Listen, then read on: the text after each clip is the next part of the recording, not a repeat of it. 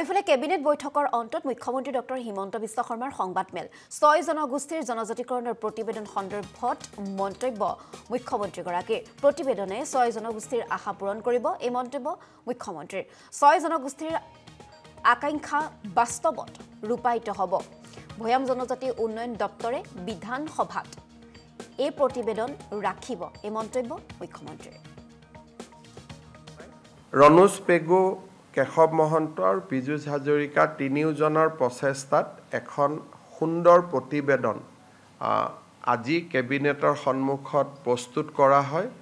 কেবিনেটে এই প্ৰতিবেদনখন গ্ৰহণ কৰে মন্ত্ৰীসভাৰ তিনিওগৰাকী গোটৰ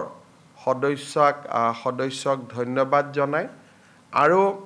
আমি আশা কৰোঁ যে এই প্ৰতিবেদনখনে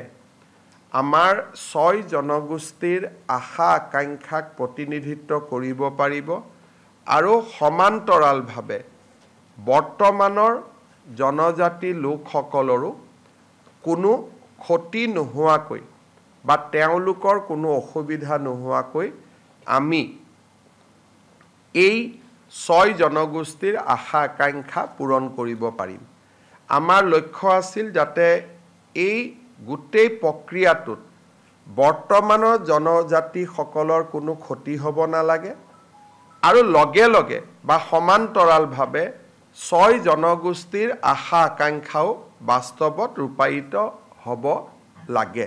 আৰু ইফালে কেবিনেট বৈঠকৰ অন্তত মুখ্যমন্ত্ৰী ডক্টৰ হিমন্ত বিশ্ব শৰ্মাৰ সংবাদমেল 6 জনগোষ্ঠীৰ জনজাতিকৰণৰ প্ৰতিবেদন সন্দৰ্ভত মন্তব্য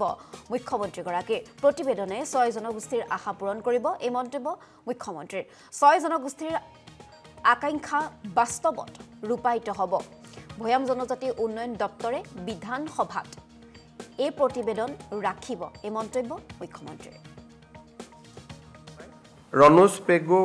কেশৱ মহন্ত আৰু পীযুষ হাজৰিকা তিনিওজনৰ প্ৰচেষ্টাত এখন সুন্দৰ প্ৰতিবেদন আজি কেবিনেটৰ সন্মুখত প্ৰস্তুত কৰা হয় কেবিনেটে এই প্ৰতিবেদনখন গ্ৰহণ কৰে মন্ত্ৰীসভাৰ তিনিওগৰাকী গোটৰ সদস্যক ধন্যবাদ জনায় আৰু আমি আশা কৰোঁ যে এই প্ৰতিবেদনখনে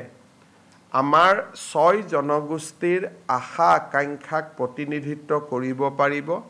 আৰু সমান্তৰালভাৱে বৰ্তমানৰ জনজাতি লোকসকলৰো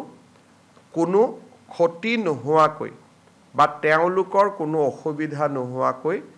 আমি এই 6 জনগোষ্ঠীৰ আশা আকাংক্ষা পূৰণ কৰিব পাৰিম আমাৰ লক্ষ্য আছিল যাতে এই গোটেই প্ৰক্ৰিয়াটোত বৰ্তমানৰ জনজাতিসকলৰ কোনো ক্ষতি হ'ব নালাগে আৰু লগে লগে বা সমান্তৰালভাৱে 6 জনগোষ্ঠীৰ আশা আকাংক্ষাও বাস্তৱত ৰূপায়িত হ'ব লাগে